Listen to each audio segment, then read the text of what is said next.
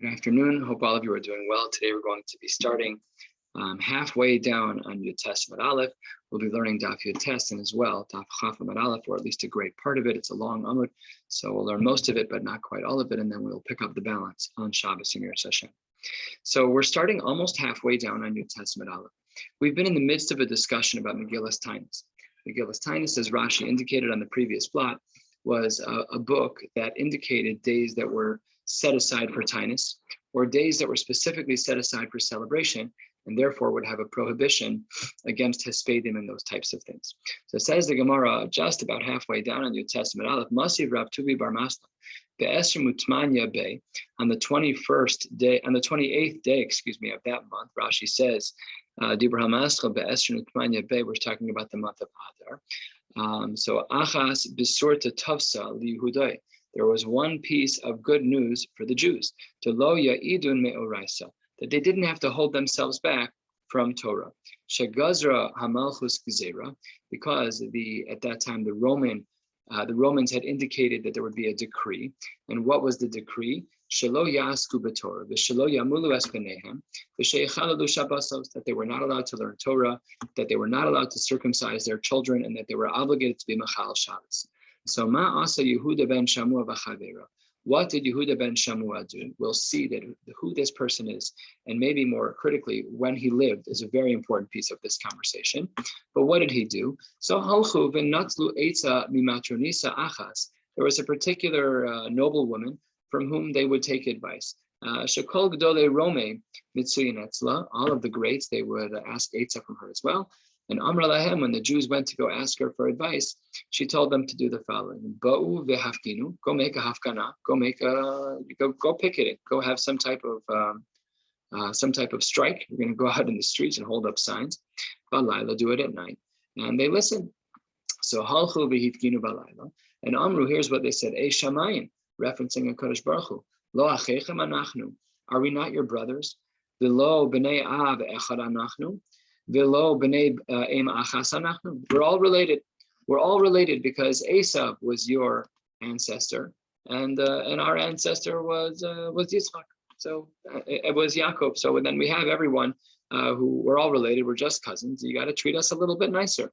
So says the Gemara, Ma nishtanenu mikol uma v'lashon she'atem gozer on gzeres kashos. Why are you being so difficult? I don't understand. Ubitlum, and they actually listened. The picketing worked. The protest actually worked. And that is how they got rid of it. And then asa'uhu liyom tov, and they made this into a yom tov. So now that's the story. And this is actually a challenge for one of the shitas that we learned yesterday. Let's see how the Gemara displays this challenge. Says the Gemara, v'isal kadaitach megillas tainus, if you want to say the Megillas Tainus really was nullified, so kamaisa batal, you've nullified everything that was in Megillas Tainus. But here, the Gemara assumes now that this is at a later point. But here, acharnaisa mosifin, you're going to now add new things. You can't do that. It's either batel or it's not batel. Says the Gemara, like we saw yesterday, maybe this story took place in the times of the Beis HaMikdash, before there was a bittul of the Megillas Tainus. Says the Gemara, that can't be. Says the Gemara, Yehuda ben Shamua Talmido shel Rav Meir. He was a Talmud of Rav Meir. Rav Meir Basar Hachihava. We know that Rav Meir was one of the new Talmidim of Rabbi Akiva after the decimation of all of his students. So the Gemara is bothered by the Havamina. How can you say that this is really going to be, that this is really in the times of the Beis HaMikdash? Hooray, we know that the person in discussion lived after the Churban. So that's what the Gemara says. And in fact, the Gemara then proves that this is the case. It's not. In the Mishnah writes, Kli Zechuchis, from another world of halacha altogether. If there is a Kli Zechuchis, a glass container that became tameh, and the way that he was mitaher, it was shenikvu, and he made a hole in it, the hitif l'sochan avar, and he would drip lead into the broken parts of the dish in order to be metahirit. Amar Rabban Shimon ben Gamliel, Yehuda ben Shamua metami mishum Rav Meir. Yehuda ben Shamua would say that this is not allowed, and that is in the name of Rav Meir. So we see that who is Rabbi Yehuda ben Shamua quoting? Rabbi Yehuda ben Shamua was the protester from the story with the Romans, and we wanted to say that maybe you can't learn one way or another about Megillas Tainus, because maybe this all took place in the times of the Beis HaMikdash. Says the Gemara, we can't assume that because this person, Yehuda ben Shema, was a Talmud of Reb Meir. Where do we know that from? From this Mishnah about kashering, about being mitahir at Kli Zechuchis. As we turn to the top of your Testament base, the Gemara indicates that that's only one shita bechacham mitahirin, but he has a shita against him. Now that's not relevant for now, but that's the machlokes. Anyways, question mark. The Gemara says, you told me this whole story about how the Romans had put injunctions against the Jews, put rules against the Jews in regards to these three major areas of life: no Torah, no bris milah, no Shabbos. And of course, that would take away our world of Torah as we know it. So that's not allowed. And their Eitzah worked. The Eitzah of Yehuda ben Shammua, it worked. So he was after the Churban, and we see that they made a Yom HaDehilula. They made a celebratory day. So that just goes to show you that maybe the Megillas Tainus wasn't removed. So says the Gemara on the top of your Testament base, top line, Tanai. Really, it's a machlokes in the Tanai. Let's see what the Brisa has to say. The Tanya. The particular days of celebrations and restrictions that were written in the Sefer of Megillas Tainus, bein bisman shebeis hamikdash kayim, bein bisman she'ein beis hamikdash kayim asurin. They're always going to be in place. Tivi Rav Meir, that's his opinion. Rabbi Yossi doesn't agree. Rabbi Yossi Omer bisman shebeis hamikdash kayim asurin, bisman shesimchahi lahem ein beis hamikdash kayim mutarin. Sorry, let me read that again. Rabbi Yossi Omer bisman shebeis hamikdash kayim asurin mipnei shesimcha hilahem. Ein beis hamikdash kayim mutar mipnei she'evel hilahem. It depends on what's going on in the world, but it's beis hamikdash dependent. So we see that the Megillas Tainus is not enforced. It just depends what's going on. So that's what the Gemara says with these two shitas. And then the Gemara says a very cryptic line, which immediately gets questioned. V'hilchasa bitlu, v'hilchasa lo bitlu. For some things, the halacha is that there's bittul, that we've nullified the Megillas Tainus, and for other things we say that it's not nullified. So the Gemara says 8 lines down on New Testament days. I don't understand. How can you say both of those things in the same breath? Kasha hilchasa hilchasa. Your 2 lines of what the halacha is. Those 2 things don't agree with one another, and part of it is kept, part of it is not kept. So how do we determine what's kept and what's not kept? So it says the Gemara, lo kasha, and this will bring us to the first set of 2 down to 10 lines down. Lo kasha kan b'Chanukah Purim kan b'Sha'ar Yom. And when it comes to Chanukah and Purim, those days are still kept even after the Churban Beis Hamikdash. Those days will be kept even if there were to have been a bittul of the Megillas Tainus, but nothing else was kept at all. And kan b'Sha'ar Yom. Of course, obviously, the common denominator between Chanukah and Purim is Pirsumei Misa, and therefore they were the distinguished ones from the others, and that's why they were kept even though the others were not. The Gemara starts to quote again from our Mishnah that we learned on the bottom of Yud Ches Amud Aleph, and the Mishnah there wrote, Al Elo mipnei Rosh Hashana ve'al Tishrei mipnei Takonos Hamodos. We said that they would send people out of Yerushalayim to go let the masses know, to go let the cities know when Rosh Chodesh was, to ensure in Elul that they would hit the right days in Rosh Hashanah. They'd also send out someone by Rosh Hashanah time right before Rosh Hashanah in order to indicate to people when the holidays would be set for the month of Tishrei. So says the Gemara, and this is a foreshadowed question that we discussed already. Once you send someone out in Elul and you tell them when Rosh Hashanah is, once you know when Rosh Chodesh Elul is, you're done. Tishrei lamalahu. Why then do we need to have anything stated in regards to the month of Tishrei? The Chitema says the Gemara, if you want to say Dilma Abruhala Elul, that maybe they made Elul a month that was Me'ubar, so you change your mind at the last minute, and that changes everything in regards to the month of Tishrei. That would be a great concern. The problem is that we can't say that 1/3 of the way down, almost 1/4 of the way down. The Amar of Chinana Bar Kahana, Amar Rav, Mimos Ezra ve'elech lo matzinu Elul me'ubar. We've never seen a case like that where an Elul was me'ubar from Ezra to the times of the Amorai. So says the Gemara, yeah, lo matzinu, it's true that it didn't happen, but that's only because the lo itzrich, because there was no need to. But if there was a need ha-itzrich, then in fact, taka, we would be ma'abrin, we would change things even in the very last minute. Says the Gemara, if you would change the month of Tishrei at the very last minute, hamekaltel Rosh Hashanah, says the Gemara, then if you do that, then there will be people who will be keeping the wrong days of Rosh Hashanah, and that is very problematic, and that's not allowed. So says the Gemara, but we have to cut our losses. So says the Gemara, mutav tikalkel Rosh Hashanah, below yiskalkelu kulhu. We would rather than make a mistake here and have one holiday that's going to be off, then have all of the holidays be off throughout that month. And dekanami, this is also implied. The katani al tishrei We can see from our Mishnah on the bottom of Yud Ches Amud Aleph that indicates that, in fact, we do send people in the month of Tishrei. Why do we send them? Because even though it's unlikely and it hasn't happened since the times of Ezra, but there is a chance that it could happen that we would be Ma'aber the month, and that would push off Rosh Hashana, and Afal Pi, that it would ruin the days of Rosh Hashana for everyone who didn't have time to hear about it, because you're Ma'aber on the 30th day to make it Aleph Tishrei. There's no time to go anywhere. It doesn't matter. We would still say that it's the right thing to do, and we would do that in order to make sure that we don't lose out on the possibility of them having the remaining holidays in Tishrei to be on the wrong day. This brings us to the two dots, a third of the way down. We said Ve'al Kislev mipnei Chanukah, Ve'al Adar mipnei Purim.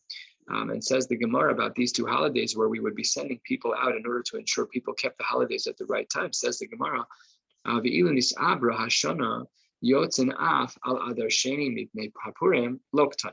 It doesn't say that had it been in an Adar Sheni that we would have sent someone out. Therefore, by definition, must nisan de lo Rebbe. Our Mishnah can't be like Rebbe, because our Mishnah doesn't include a conversation about Adar Sheni. However, what does Rebbe say? The Tanya, halfway down, Rebbe Omer, Im nis'abra Hashana yotzen, says the Gemara, that if the year became an Iber Yor and we had an extra Adar, so then according to Rebbe, we would send someone out, Afal Adar Hasheni mipnei HaPurim.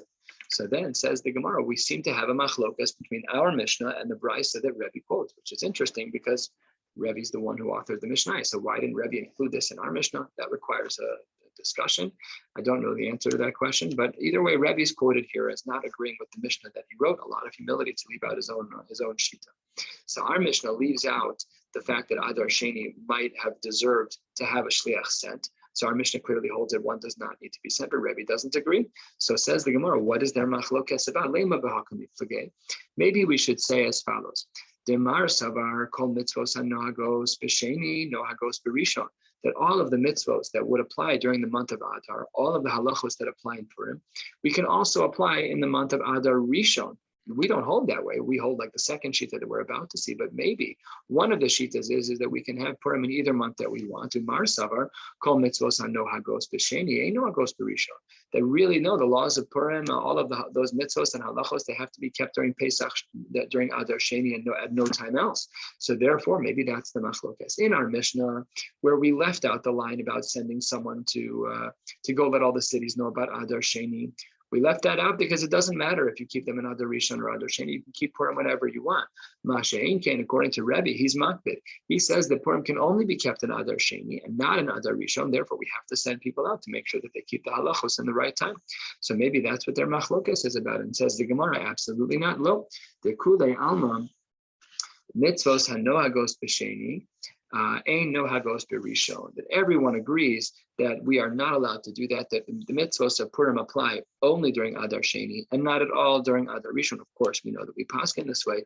And then says the Gemara, what then would be the machlokas between our Mishnah and the Brisa about Rebbe? Our Mishnah that excludes the line about a shliach going out for Adar Sheni, and the Brisa of Rebbe, which includes it. So says the Gemara, "V'hacha be'ibor shana kamiflagei." Really, there's just a general machlokas that they have about an ibor shana kamiflagei. What is the machlokas? The Tanya, the Brisa writes, "Kama ibor shana." How many days do we add when we are adding Adar Sheni? How many days is it? Is it 29 or is it 30? So it says the Gemara, the in Shita, the Tanakama, Lamed Yom. And Reb Shimon ben Gamliel, Omer, Chodesh, it's Chodesh. Chodesh is a representation of 29 days, or at least that's what the Gemara assumes under the circumstances, that is 29 days. Says the Gemara, Maishna Lamed, the Yade Chodesh Nami Yade. So Maishna Lamed, the Yada, Chodesh Nami Yade. What's the difference? I don't understand. If you're adding, then if we know what you're adding, then how can this be the machlokas? If we know what you're adding, there's no need to send shlichim. So everything is very clear. If we know at the end of the month of Adar how many days you're adding, so if you hold 30, then great, then you know when Purim is going to be. If you hold 29, then you know when Purim is going to be. So that can't be the machlokas, because it wouldn't explain why our Mishnah left out the line about the shlichim going to tell people about Adar Sheni and Rebbe's line of sending people dafka. So says the Gemara, Amar Papa. Manda Amar Chodesh, Ratza Chodesh, Ratza Shloshim. Says the reason why there is a distinction between the Mishnayos is that when the person says Chodesh, he just means the Chodesh that makes the most sense. It might be 29 days and it might be 30. And therefore, Rebbe says we need it to be sent. And our Mishnah is like the Tanakama, who says that we always add 30 days in the month of Adar. Says the Gemara, 2/3, a little bit more, maybe 3/4 of the way down, 15, 20 lines from the bottom. Hey, Rabbi Yoshua ben Levi Mishum Kahala Kadisha Yerushalayim, from the Chashav Yidin of Yerushalayim, Al Shnei Adarim, that when it comes to the months of Adar, so what's the din? Shemekashan Osam B'Yom Iburehen, that they only are Mekudash on the 30th day, B'Yom Iburehen, the day that they will become Ubar, and that's talking about the last day of the month, the 30th day. That seems to imply the chaser and avdinan, that we always make the month 29 days, because if we're being ma'aber the 30th day, like he said, b'yomi b'rein, that implies that the months of Adar are always 29 days. Remember the chaser and avdinan, but malay and lo avdinan, and this is la'afuke, to exclude midadarash Rav Nachman bar Chizda. Why? To exclude his shita, because he felt the other way. So that's what that is what we are learning from Rabbi Yoshua ben Levi. And of a similar nature, Hey Reb Simoi, Mishum Chagai Zachariah Umalachi. We know that Chagai, Zachariah, Malachi lived at the end of the second Beis Hamikdash era, and they were the last of the Nevi'im that we know of, and they were connected to the Anshe Knesset Hagdola, who composed most of the Shmona Esrei that we know of, and a lot of the brachos that we have, whatever the languages that we're used to in the Tefillah, a lot of it came from them. So, anyways, he said in their name, Al Shnei Adarim Sheim Ratu La'asosan Shnei Malayin Osin Shnei Osin, that if one wants to make the 2 months of Adar Malay, they're welcome to, and if they wanted to do Shneim Chaser and Osin, if you wanted to make them both 29 days, you can do that as well. If you wanted to do Echad Malay, Echad Chaser Osin, no problem, whatever you want. That's what people would do. Mishum Rabbeinu Amru, here this is a reference to Rav. That's what it means here when it says Rabbeinu. Take a look at Rashi 12, most of the way down, 3/4, 4/5 of the way down. Mishum Rabbeinu, Rashi says we're referring to Rav. So says the Gemara that in the name of Rav, I'm sorry, just lost my place here. Here you go. Mishum Rabbeinu, 8 lines, 7 lines from the bottom. Mishum Rabbeinu Amru Olam Echad Malay ve'Echad Chaser. We have one full 30 days, and we have one chaser, 29 days, until we actually have clarity about Rosh Chodesh. So the discussion was brought to Mar Ukva, and he said, Adar hasamach leNisan, when we talk about Adar, the one that's closest to Nisan, Adar Sheni, la'olam chaser. That one's always going to be 29 days. Says the Gemara, not so simple. Masiv Rav Nachman al Shnei Chodashim. He says, al Shnei Chodashim mechalelin es haShabbos. Al Nisan ve'al Tishrei. When one is going to be Mekadesh Chodesh for these 2 months, for the months of Nisan and Tishrei, they can be Mechal Shabbos. So what it's referring to over here in the Meforshim and the Rishonim here is discussing that they can be Yotei Chutz L'Tchum. Take a look at Rashi. Rashi is toward the bottom, the second to last Rashi on the page, 12 lines up in the Rashi is approximately Dibur Hamaschel Mechal Lenes HaShabbos Eidim Sheroes Halabana B'Chidusha. The Eidim who saw the new moon as they're supposed to bring Eidus. So then, let's say, we're talking about going Chutz L'Tchum. These 2 months are critical in regards to establishing when all of the holidays would be. So the Gemara says over here that you can even be Machal Shabbos. This is a very interesting language for a machlokas that we discussed in Maseches Eruvin and the Rishonim there, as to whether, I think it's in the Gemara too, as to whether or not we hold that Tchum Shabbos is an Isser D'Oraisa or an Isser D'Rabbanan. Typically, we're under the assumption that it's an Isser D'Rabbanan. And here, this is a Raya Brura almost. It seems very clear from the Gemara over here that we are under the assumption that it is a Gzeira D'Oraisa. It's a Din D'Oraisa because it says the Gemara, Mechalel Enes HaShabbos, and Rashi says we're talking about Tchum Shabbos. So according to this Gemara, we would have learned without knowing that there are other Gemaras, without knowing that that's not how we paskin the Maisa. But the Gemara does seem to imply that walking outside of your Tchum Shabbos could be an Isser D'Oraisa with significant halachic nafkaminas. Why can't I drive to a bris on Shabbos? What if I can't make it by walking? Or the weather's too cold, it's too far, so why not? So we don't make that extension, obviously. That's the concept that we have in halacha, we're doing something that's really totally disconnected to the bris, other than the logistics of getting there. These are good shilas in halacha about when do you push off a bris for secular families more than for anybody else. Anyways, for another time. But the Gemara says that according to Mar Ukva, that one is allowed to be mechalel Shabbos in order to do this.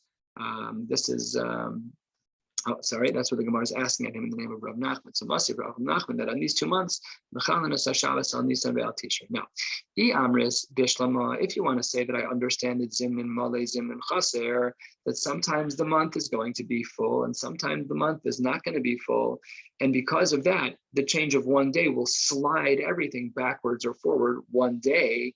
So then Mishum Hachi Mechalalinan, that I totally understand. That makes perfect sense. You need to be Mechal Shabbos because this 1 day change will shift everything in one way or another. But as we turn to the top of Daf Chaf Amud Aleph, Ella says the Gemara, if really you're going to say that the month is definitely chaser, like Mar Ukva wanted to say, why would we ever be mechalel? It won't change anything. If it's always going to be the same exact amount of days, then just come tomorrow and say what the day doesn't change anything for myself because I don't have to worry about 2 weeks from now. I could tell everyone tomorrow. What's the whole point of being mechadesh right now?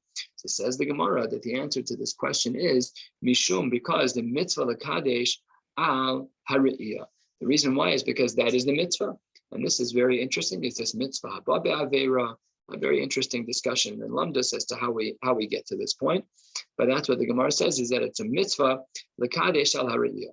Rashi, on the second line, Dibur hamaschil al hariyah, al pi'edin v'chsiv, hachodesh hazeh lachem rosh chodashim, kazeh re'eh v'kadesh. When you see the moon like this is how you should sanctify it, and the mitzvah is a trump card. So we have a lot of mitzvahs that we know that at times can trump other halachos, not crazy. This is one of them. And Ika Amri, some say that Rav Nachman's statement was a little different.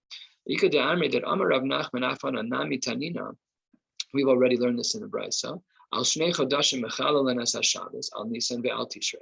And then the Gemara's argument is the exact opposite as we just presented. If